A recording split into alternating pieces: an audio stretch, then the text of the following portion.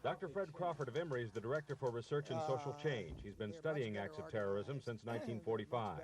He says, unfortunately, terrorists apparently study the results of his studies and are better organized and better disciplined and directed than they've ever been. I asked him what would be the probable computerized result of a skyjacking like we had today in Atlanta.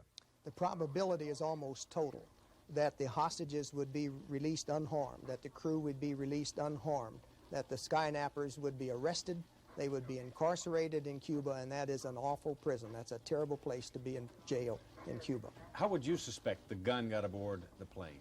If patterns are repetitive, this skyjacker, saw an episode in Dick Tracy in the comics where he slipped a gun under the carrying pad for his baby, and they wouldn't bother a sleeping baby at 1:30 in the morning, and he got the gun onto the plane following exactly a scenario that appeared in the American comic strips 7 days ago. Going to another very recent act of terrorism that is still going on, the seizure of the U.S. Embassy in Tehran. How does the computer suggest that one will end?